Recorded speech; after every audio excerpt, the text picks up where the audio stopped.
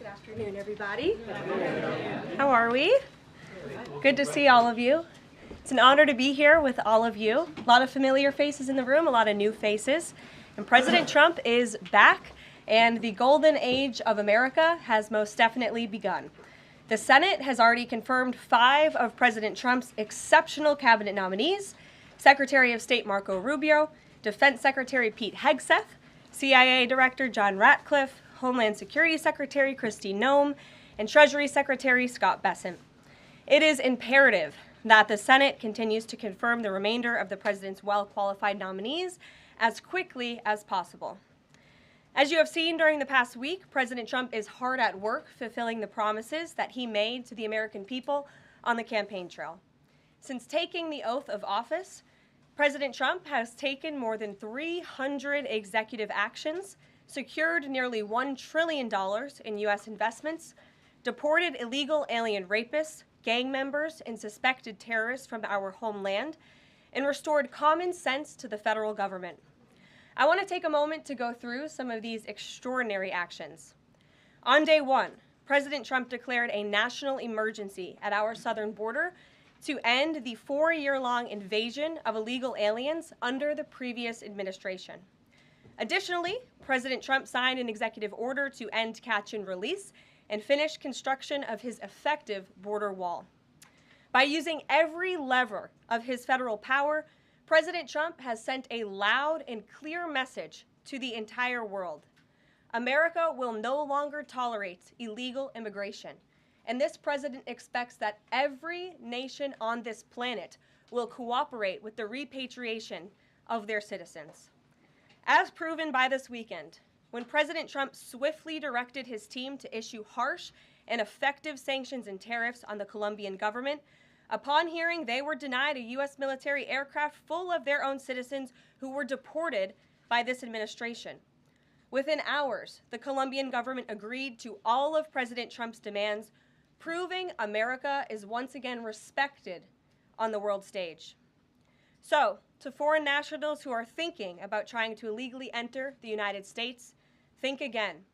Under this president, you will be detained and you will be deported. Every day, Americans are safer because of the violent criminals that President Trump's administration is removing from our communities. On January 23rd, ICE New York arrested a Turkish national for entry without inspection who is a known or suspected terrorist. On January 23rd, ICE San Francisco arrested a citizen of Mexico unlawfully present in the United States who has been convicted of continuous sexual abuse of a child aged 14 years or younger. ICE St. Paul has arrested a citizen of Honduras who was convicted of 4th-degree criminal sexual conduct with a minor. ICE Buffalo arrested a citizen of Ecuador who has been convicted of rape. ICE Boston arrested a citizen of the Dominican Republic who has a criminal conviction for 2nd-degree murder. This criminal was convicted of murder for beating his pregnant wife to death in front of her 5-year-old son. And ICE St. Paul also arrested a citizen of Mexico who was convicted of possessing pornographic material of a minor on a work computer. These are the heinous individuals that this administration is removing from American communities every single day, and to the brave state and local law enforcement officers, CBP, and ICE agents who are helping in the facilitation of this deportation operation, President Trump has your back, and he is grateful for your hard work. On the economic front, President Trump took immediate action to lower costs for families who are suffering from 4 long years of the Biden administration's destructive and inflationary policies. President Trump ordered the heads of all executive departments and agencies to help deliver emergency price relief to the American people, untangle our economy from Biden's regulatory constraints, and end the reckless war on American energy. President Trump also signed sweeping executive orders to end the weaponization of government and restore common sense to the federal bureaucracy. He directed all federal agencies to terminate illegal diversity, equity, and inclusion programs to help return America to a merit-based society. President Trump also signed an executive order declaring It is now the policy of the federal government that there are only two sexes, male and female. Sanity has been restored. Before I take your questions, I would like to point out to all of you once again have access to the most transparent and accessible president in American history. There has never been a president who communicates with the American people and the American press corps as openly and authentically as the 45th and now 47th President of the United States. This past week, President Trump has held multiple news conferences, gaggled on Air Force One multiple times, and sat down for a two-part interview on Fox News, which aired last week. As Politico summed it up best, Trump is everywhere again. And that's because President Trump has a great story to tell about the legendary American revival that is well underway. And in keeping with this revolutionary media approach that President Trump deployed during the campaign, the Trump White House will speak to all media outlets and personalities, not just the legacy media who are seated in this room. Because according to recent polling from Gallup, Americans' trust in mass media has fallen to a record low. Millions of Americans, especially young people, have turned from traditional television outlets and newspapers to consume their news from podcasts, blogs, social media, and other independent outlets. It's essential to our team that we share President Trump's message everywhere and adapt this White House to the new media landscape in 2025. To do this, I am excited to announce the following changes will be made to this historic James S. Brady briefing room, where Mr. Brady's legacy will endure. This White House believes strongly in the First Amendment, so it's why our team will work diligently to restore the press passes of the 440 journalists whose passes were wrongly revoked by the previous administration. We're also opening up this briefing room to new media voices who produce news-related content and whose outlet is not already represented by one of the seats in this room. We welcome independent journalists, podcasters, social media influencers, and content creators to apply for credentials to cover this White House. And you can apply now on our new website, whitehouse.gov/newmedia. Starting today, this seat in the front of the room, which is usually occupied by the press secretary's staff, will be called the new media seat. My team will review the applications and give credentials to new media applicants who meet our criteria and pass United States Secret Service requirements to enter the White House complex. So in light of these announcements, our first questions for today's briefing will go to these new media members whose outlets, despite being some of the most viewed news websites in the country, have not been given seats in this room.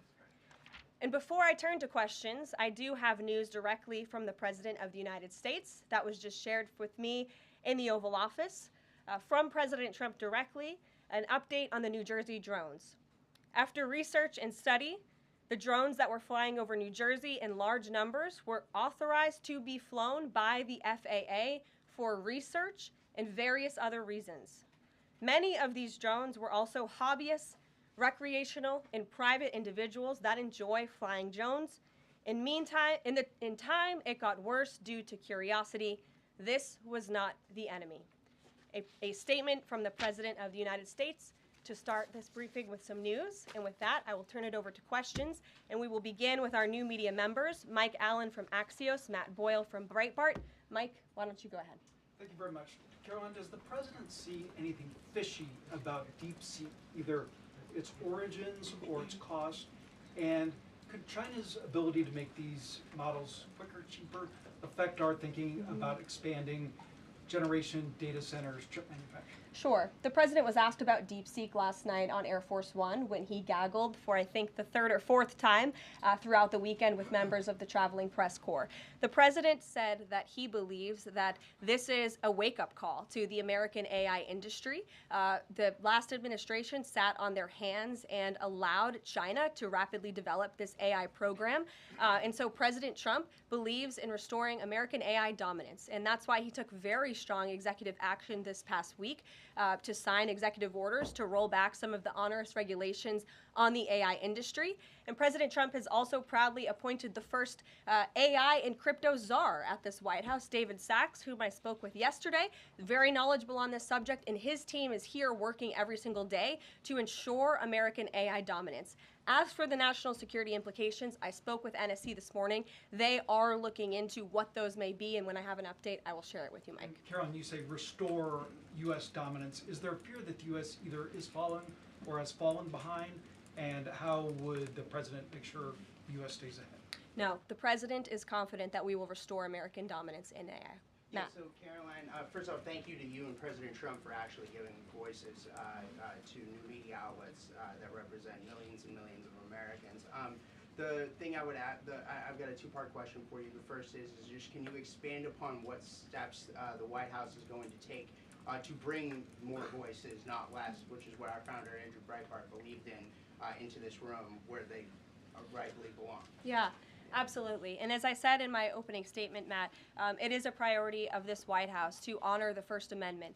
And it is a fact that Americans are consuming their news media from various different platforms, especially young people. And as the youngest press secretary in history, thanks to President Trump, I take great pride in opening up this room to new media voices to share the president's message with as many Americans as possible. In doing so, number one, we will ensure that outlets like yours, Axios and Breitbart, which are widely respected and viewed outlets, have an actual seat in this room every day. We also, again, encourage anybody in this country, whether you are a TikTok content creator, a blogger, a podcaster, if you are producing legitimate news content, no matter the medium, you will be allowed to apply for press credentials to this White House. And as I said earlier, our new media website is whitehouse.gov/new media. And so we encourage people to apply. Again, as long as you are creating news-related content of the day and you're a legitimate independent journalist, you're welcome to cover this White House. And secondly, Karoline, you said you laid out several of the actions that President Trump has taken. Obviously, it's a stark contrast to the previous administration of breakneck speed from President Trump. Can we expect that pace to continue as the first 100 days moves along here and beyond that? Absolutely. There's no doubt President Trump has always been the hardest working man in politics. I think that's been proven over the past week. This president has again signed more than 300 executive orders. He's taken historic action. I gaggled aboard Air Force One to mark the first 100 days of this administration, 4 p.m. last Friday, or first 100 hours rather. And this president did more in the first 100 hours than the previous president did in the first 100 days. So President Trump, I think you can all expect for him to continue to work at this breakneck speed, so I hope you're all ready to work very hard. I know that we are. Zeke Miller. Thanks, Karoline. A question that we've asked your predecessors of both parties in this job. When you're up here in this briefing room speaking to the American public, do you view yourself and your role as speaking on, advocating on behalf of the president or providing the unvarnished truth that is, not to lie, not to obfuscate to the American people? I commit to telling the truth from this podium every single day. I commit to speaking on behalf of the President of the United States. That is my job. And I will say it's very easy to speak truth from this podium when you have a president who is implementing policies that are wildly popular with the American people, and that's exactly what this administration is doing. It's correcting the lies and the wrongs of the past 4 years, many of the lies that have been told to your faces in this very briefing room. I will not do that.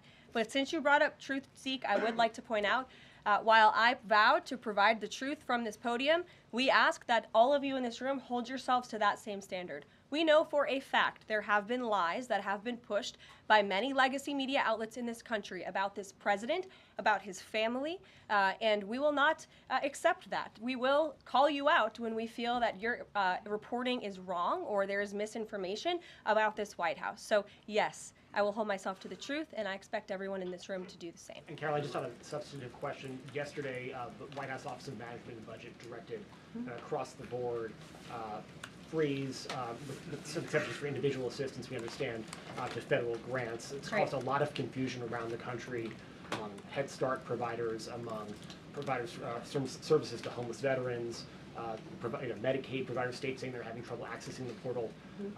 Could you help us clear up some of the confusion, give some certainty to folks? And also, is that uncertainty How does that uncertainty service the president's voters? Well, I think there's only uncertainty in this room amongst the media. There's no uncertainty in this building. So let me provide the certainty and the clarity that all of you need. This is not a blanket pause on federal assistance and grant programs from the Trump administration.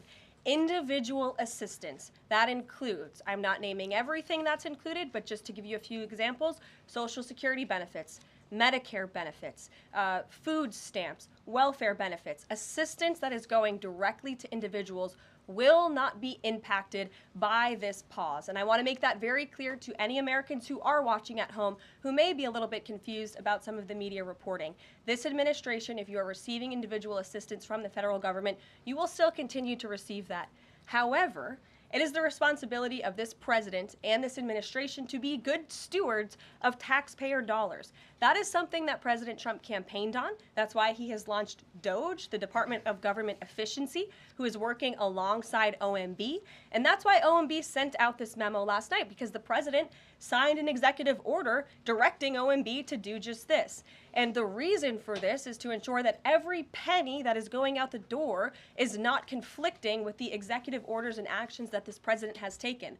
So what does this pause mean? It means no more funding for illegal DEI programs. It means no more funding for the Green New scam that has cost American taxpayers tens of billions of dollars. It means no more funding for transgenderism and wokeness across our federal bureaucracy and agencies. No more funding for Green New Deal social engineering policies. Again, people who are receiving individual assistance, you will continue to receive that. And President Trump is looking out for you by issuing this pause because he is being good steward of your taxpayer dollars.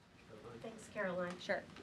How long is this pause going to last, and how is the Trump administration recommending that organizations that rely on federal funding make payroll, pay their rent in the meantime?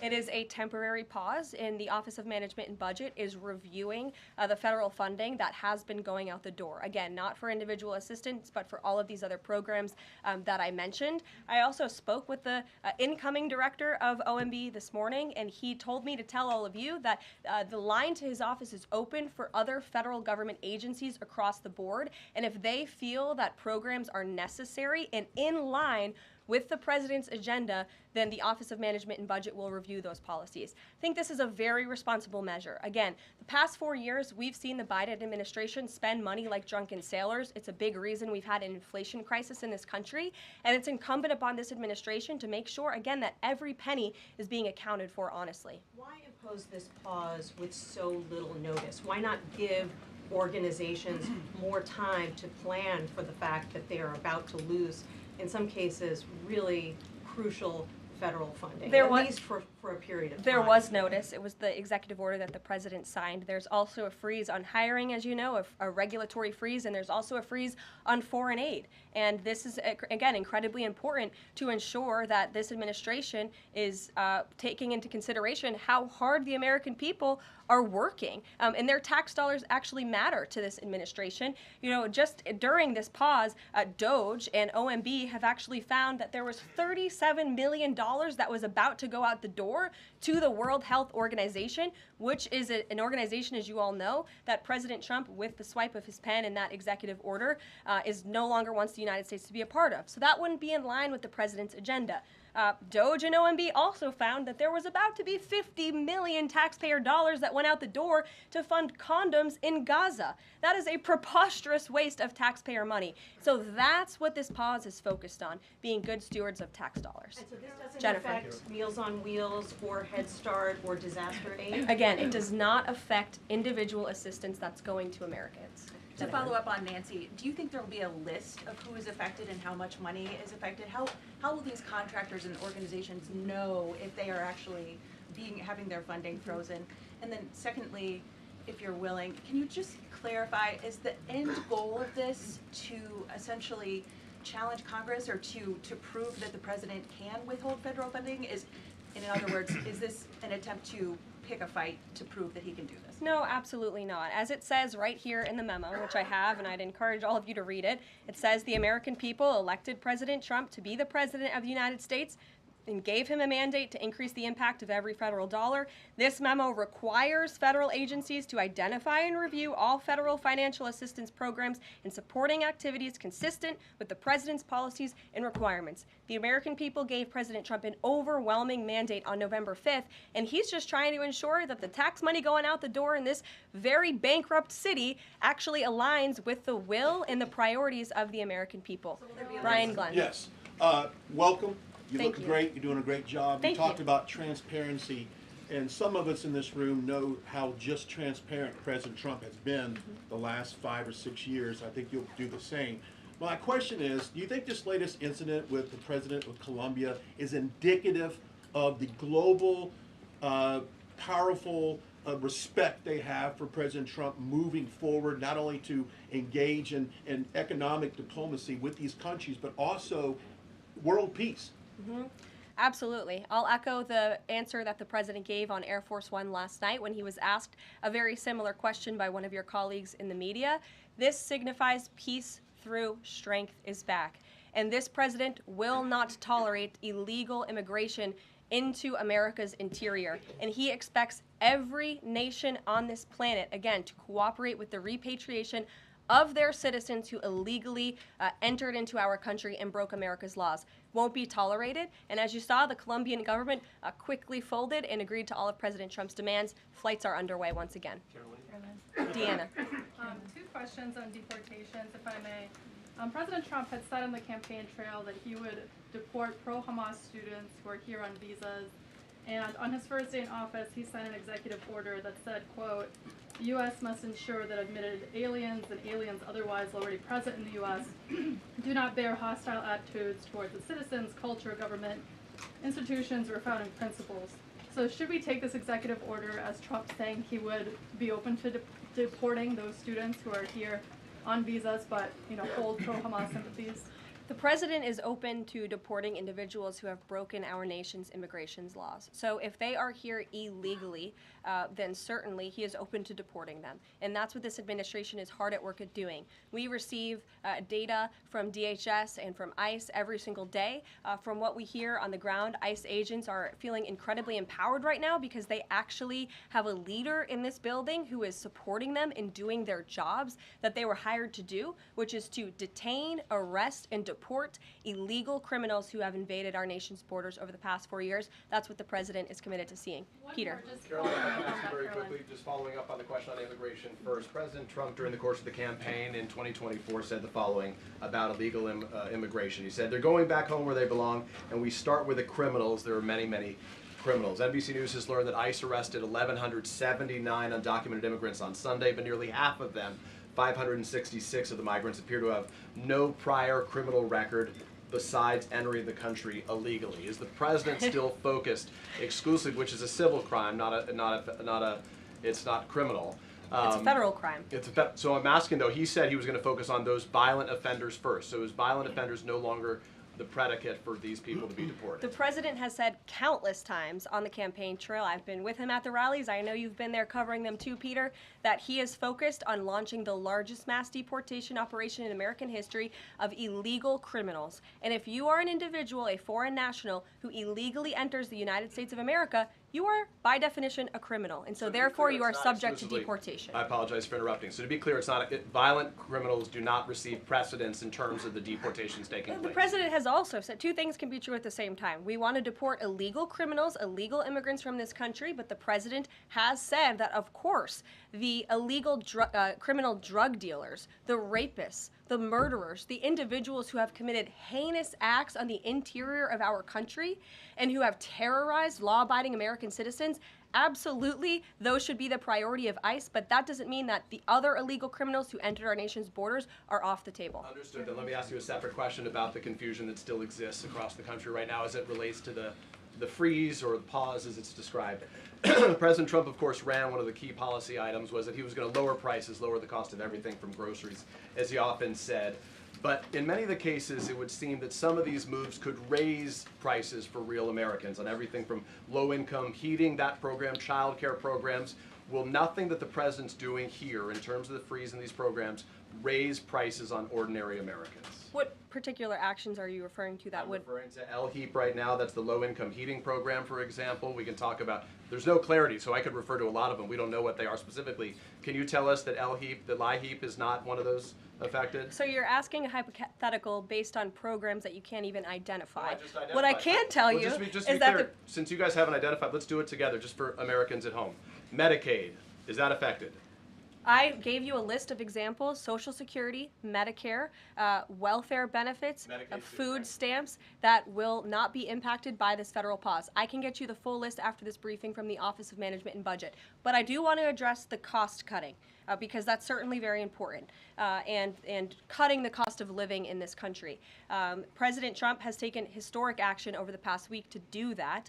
He actually signed a memorandum to deliver emergency price relief for American families, which took a number of actions. I can walk you through those. He also repealed many onerous Biden administration regulations. We know over the past 4 years, American households has been essentially taxed $55,000 in regulations from the previous administration. President Trump, with the swipe of his pen, rescinded those, which will ultimately put more money back in the pockets of the American people. So deregulation is a big deal. And then when it comes to energy, I mean, the president signed an executive order to declare a national energy emergency here at home, which is going to make America energy dominant. We know that energy is one of the #1 drivers of inflation. And so that's why the president wants to increase our energy supply to bring down costs for Americans. The Trump energy boom is incoming, and Americans can expect that. Please share that out. Thank you. Caroline, I think some of the confusion may be here with this pause on federal funding. You've made it clear you're not stopping funds that go directly to individuals, but there certainly are lots of organizations that receive funding and then may pass along a benefit. Meals on Wheels, for one. They provide meals for over 2.2 million seniors.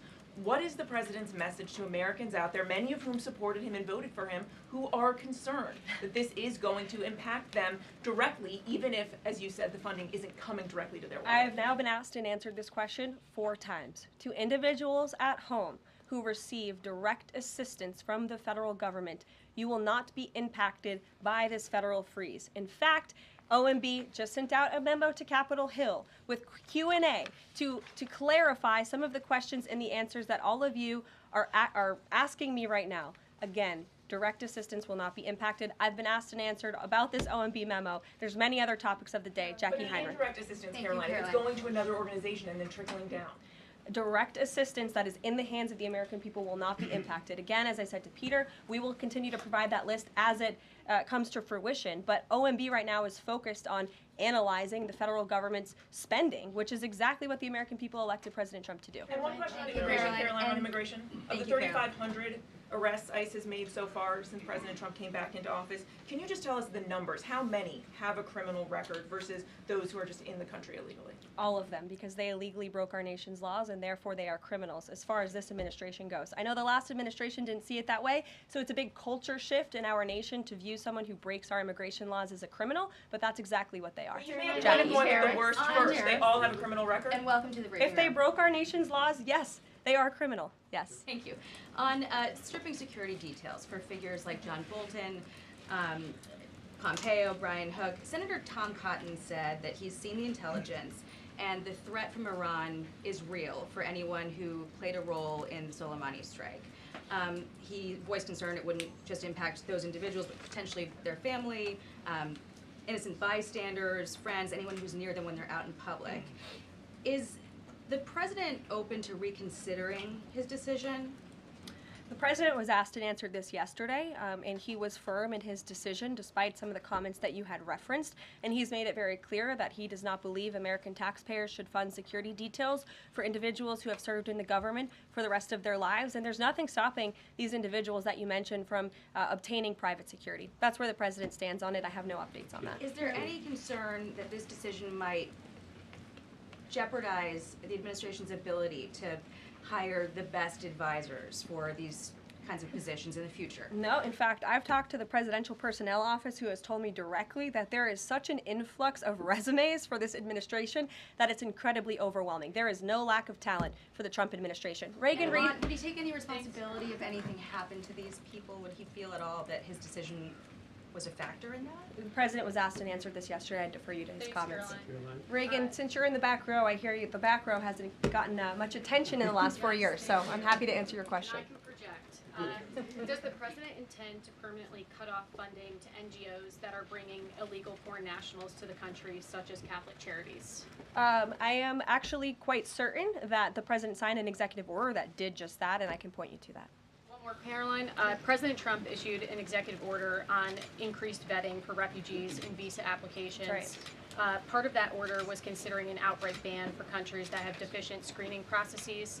Has the president considered yet which countries might fall into this category, or countries like Afghanistan or Syria under consideration for a full ban? Yeah, so the president signed an executive order to streamline the vetting for visa applicants and for illegal immigrants in this country who are coming, of course, from other nations. It also directed the Secretary of State to review the process and make sure that other countries around the world are being completely transparent with our nation and the individuals that they are sending here. And so the Secretary of State has been directed to report back to the president. I haven't seen that report yet. We've only been here for a few days. Caroline, sure. One on the freeze in federal funding. Who advised the president on the legality of telling government agencies that they don't have to spend money that was already appropriated by Congress? Well, as the OMB memo states, this is certainly within the confines of the law. So White House counsel's office believes that this is within the president's power to do it, and therefore he's doing it. Okay, so they disagree with lawmakers who say that they don't have the power to freeze this funding. Again, I would point you to the language in the memo that clearly states this is within the law. And on what happened on Friday night, the administration fired several inspectors general without giving Congress the 30-day legally required notification that they were being fired. I think only 2 were left at DHS and the DOJ. And then yesterday we saw several prosecutors, I believe 12, fired from the Justice Department who worked on the investigations into the president. As you know, they are career prosecutors, therefore they are afforded civil service protections. How is the administration deciding which laws to follow and which ones to ignore? So it is the belief of this White House and the White House counsel's office that the president was within his executive authority to do that. He is the executive of the executive branch, and therefore he has the power to fire anyone within the executive branch that he wishes to. There's also a case that went before the Supreme Court in 2020, Scala Law LLC versus the Customs, Bureau protection. I would advise you to look at that case, and that's the legality that this White House was resting on. So you're confident that if they bring lawsuits against you, those prosecutors who were fired, that they will succeed? We will win in court, And yes. did he personally direct this, given they worked on the classified documents investigation and the election interference investigation? This was a memo that went out by the Presidential Personnel Office, and the president is the leader of this White House, so it did yes. come from them. Yes. Caroline? Sure. Thank you. Congrats on your first day behind the podium. Thank you. President Trump ended funding for UNRWA and also designated the Houthis a foreign terrorist organization. That's right. Both were decisions that the previous administration had reversed. So here's my question. Will there be an investigation into who gave the previous administration this terrible advice? Well, that's a very good point. I haven't heard discussions about such an investigation, but it wouldn't be a bad idea considering that the Houthis certainly are terrorists. They have launched attacks on U.S. naval ships across this world, and so I think it was a very wise move by this administration to redesignate them as a terrorist group, because they are, and I think it was a foolish decision by the previous administration to do so. As for an investigation, I'm not sure about that, but it's not a bad idea. Josh. Thank you for the question. I appreciate it. Can you give us an update on the president's plans for his tariff agenda? He spoke a lot about this yesterday, and there's a couple of dates coming up that he's spoken to. Number one, February 1st, he's alluded to both the potential for tariffs for Canada and Mexico, but also China to take effect on those days. What's he thinking about that? Yeah. Should those countries expect that? Again, he was asked and answered this question this past weekend when he took a lot of questions from the press, and he said that the February 1st date for Canada and Mexico still holds. What about the China 10% tariff that he also had used about last Tuesday going into effect on the same day? Yeah, the president has said that he is very much still considering that for February 1st. Separately, yesterday he talked also about sectoral tariffs on, for instance, pharmaceuticals as well as semiconductor computer chips. He talked about steel, aluminum, and copper. What's the timeline on those? Is that a similar sort of coming days thing? Yeah, so when the president talked about that in his speech yesterday, that actually wasn't a new announcement. That was within a presidential memorandum that he signed in one of the first days here in the White House on his America First trade agenda. So there's more details on those tariffs in there. As far as a date, I don't have a specific date to read out to you, but the president is committed to implementing tariffs effectively, just like he did in his first term. Finally, he also was asked on the plane when he gaggled about the potential for a universal tariff. He was asked maybe about 2.5%. Yeah. There was a report about that. He said he wanted much bigger than that. Should we understand that these tariffs would add up? You know, in other words, you might have country-specific tariffs like Canada, Mexico, China. You might have sectoral tariffs like on pharmaceuticals, as well as a potential universal tariff on top of that. Do these stack on one or the other, or would one sort of take precedence over another? All I can point you to is what the president has said on this front. The February 1st date for Canada and Mexico, also the China tariff that he has discussed. He rejected the 2.5% tariff. He said that was a little bit too low. He wants it to be higher. I'll leave it to him to make any decisions on that front. Phil Wegman. What the Mexicans Phil. and Canadians have done so far, do you have any comment on whether that has met the bar of what he wants to see on fentanyl? Thank you. I won't get ahead of the president again on advocating to foreign nations on what they should or shouldn't do to get away from these tariffs. The president has made it very clear, again, that he expects every nation around this world to cooperate with the repatriation of their citizens. And the president has also put out specific statements in terms of Canada and Mexico when it comes to what he expects in terms of border security. We have seen a historic level of cooperation from Mexico, but again, as far as I'm still tracking, and that was last night talking to the president directly, February 1st is still on the books. Phil. Thank you, Caroline. Quick programming note and then a question on taxes. Programming note. Well, in terms of programming, Sounds should we fun. expect to see you here every day? How frequently will these press briefings be? It is a good question, April. So look, the president, as you know, is incredibly accessible. First day here, he wanted all of you in the Oval Office. You got a 60-minute press conference with the leader of the free world while he was simultaneously signing executive orders. I may add that's pretty impressive. I don't think the previous office holder would be able to pull such a thing off. So look, the president is the best spokesperson that this White House has, and I can assure you that you will be hearing from both him and me as much as possible. And then a question about tax cuts. You know, the president has promised to extend the tax cuts from the previous term. I'm curious, you know, does the president support corresponding spending cuts as some Republicans have called for in Congress? And will the new Treasury Secretary be leading those negotiations with the Hill as Mnuchin did during the first administration? The president is committed to both tax cuts and spending cuts, and he has a great team negotiating on his behalf, but there's no better negotiator than Donald Trump, and I'm sure he'll be involved in this reconciliation process as it moves forward. Caroline. Sure. Caroline, in the announcement that you made last night on the Iron Dome, it said the president had directed that the United States will build this Iron Dome. Yeah. When you read into the executive order, it seemed short of that. It asked for a series of studies and reports back to him. Can you tell us whether the president has directed this? And if he is as concerned on this issue, why the suspensions that we saw listed by OMB included so many different nuclear programs, non-proliferation programs, programs to blend down nuclear weapons, and so forth? First of all, when it comes to the Iron Dome, the executive order directed the implementation of an Iron Dome. It also, as you said, kind of directed research and studies to see if or how the United States can go about doing this, particularly the Department of Defense. When it comes to the other question that you asked about those specific programs, again, I would say this is not a ban. This is a temporary pause and a freeze to ensure that all of the money going out from Washington, D.C. is aligned with the president's agenda. And as the Office of Management and Budget has updates on what will be kickstarted once again, I will provide those to you. Just to clarify for a sec what you were saying before on Medicaid. It wasn't clear to me whether you were saying that no Medicaid would be cut off. Obviously, a lot of this goes to states before it goes to individuals and so forth. So are you guaranteeing here that no individual now on Medicaid would see a cutoff because of the pause? I'll check back on that and get back to you. John. Thanks a lot, Caroline. As you know, in the first week that the president was in office, signed an executive order as it relates to birthright citizenship, trying to eliminate that. Now, 22 state attorney generals have said that this is unconstitutional. A federal judge has just agreed with their argument. What's the administration's argument for doing away with birthright citizenship?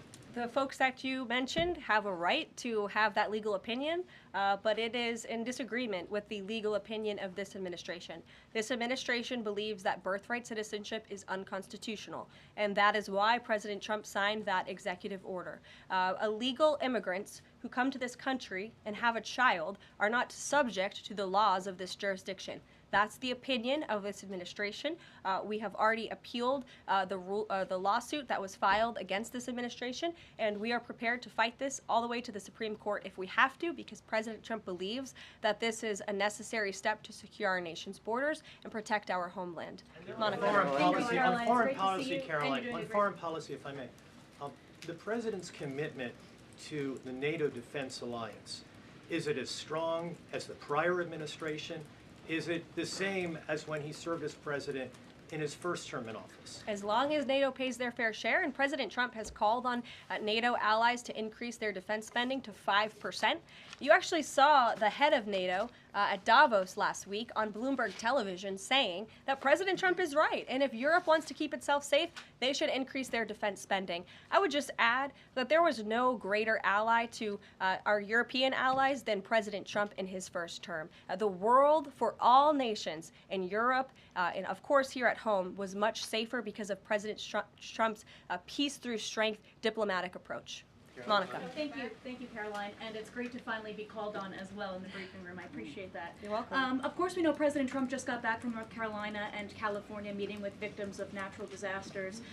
There's the 2-year anniversary of the East Palestine, Ohio toxic train derailment. Does the President have any plans to go visit the victims of that toxic spill, or just visit in general?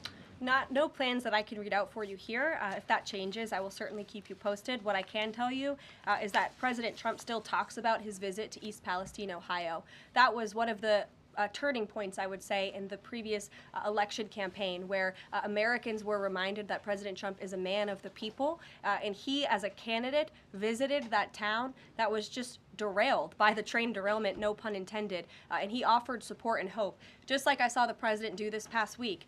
It was a purposeful decision by this president on his first domestic trip to go to North Carolina and to California to visit with Americans who were impacted by Hurricane Helene and also by the deadly fires. A red state and a blue state, both of which feel forgotten by the previous administration and the federal government. That is now ended under President Trump. He will continue to put Americans first, whether they're in East Palestine, in Pacific Palisades, or in North Carolina. Sure. Thank you, Caroline. On California, could you please clarify what the military did with the water last night, as referenced in the President's Truth Social post? The water has been turned back on in California, and this comes just days after President Trump visited Pacific Palisades, and as you all saw, applied tremendous pressure on state and local officials in Pacific Palisades, including Los Angeles Mayor Karen Bass, to turn on the water and to direct that water to places in the south and in the middle of the state that have been incredibly dry, which has led to the expansion, the rapid expansion of these fires. So could you clarify what the military's role was, where the water came from, and how it got there? Again, the Army Corps of Engineers has been on the ground in California to respond to the devastation from these wildfires, and I would point out that just days after President Trump visited the devastation from these fires, the water was turned on. That is because of the pressure campaign he put on state and local officials there who clearly lack all common sense. And I will never forget being at that roundtable with the president last week and hearing the frustration in the voices of Pacific Palisades residents who feel as though their government has just gone insane. Before President Trump showed up on the scene, Karen Bass was telling private property owners that they would have to wait 18 months to access their private property. So this administration, the president and his team that's on the ground in California, Rick Grinnell, who he has designated to oversee this great crisis, it will continue to put pressure on Karen Bass and state and local officials to allow residents to access their properties. This is a huge part of it. These residents want to take part in their own clearing out of their properties. They should be able to do that. It's the United States of America. What happened to our freedom? Clearly it's gone in California, but not anymore under President Trump. April. Caroline, welcome to the briefing room. Thank you. Several questions. One on the pause. Will minority-serving institutions, preferably colleges and universities, have those monies held back temporarily at this moment? Again, I have not seen the entire list because this memo was just sent out. So I will provide you all with updates as we receive them, okay? Also, secondly, when it comes to immigration, there is this southern border focus. What happens to those who've overstayed their visas? That is part of the broken immigration system. In 2023, there was a report by the Biden administration, the Homeland Security Department, it said overstays of visas were 3 times more than usual. Will there be a focus on the overstays for visas as well? If an individual is overstaying their visa, they are therefore an illegal immigrant residing in this country, and they are subject to deportation. And also, yes. lastly, as we're dealing with anti-DEI, anti-woke efforts, we understand this administration is thinking about celebrating Black History Month. Have you got any word on that? Anything that you can offer to us? As far as I know, this White House certainly still intends to celebrate, and we will continue to celebrate American history and the contributions that all Americans, regardless of race, religion, or creed, have made to our great country, and America is back. Christian Day Talk. Thanks, Caroline. Just real quick, you mentioned the inflation executive order the president signed, but egg prices have skyrocketed since President Trump took office, so what specifically is he doing to lower those costs for Americans? Really glad you brought this up, because there is a lot of reporting out there that is putting the onus on this White House for the increased cost of eggs. I would like to point out to each and every one of you that in 2024, when Joe Biden was in the Oval Office, or upstairs in the residence sleeping, I'm not so sure, egg prices increased 65% in this country. We also have seen the cost of everything, not just eggs. Bacon, groceries, gasoline have increased because of the inflationary policies of the last administration. As far as the egg shortage, what's also contributing to that is that the Biden administration in the Department of Agriculture directed the mass killing of more than 100 million chickens, which has led to a lack of chicken supply in this country, therefore a lack of egg supply, which is leading to the shortage. So I will leave you with this point. This is an example of why it's so incredibly important that the Senate moves swiftly to confirm all of President Trump's nominees, including his nominee for the United States Department of Agriculture, Brooke Rollins, who is already speaking with Kevin Hassett, who's leading the economic team here at the White House, on how we can address the egg shortage in this country. As for costs, I laid out the plethora of ways that President Trump has addressed saving costs for the American people over the past week. He looks forward to continuing to doing that in the days ahead. Thank you guys so much. We'll see you soon. One more border question. Are Medicaid portals down?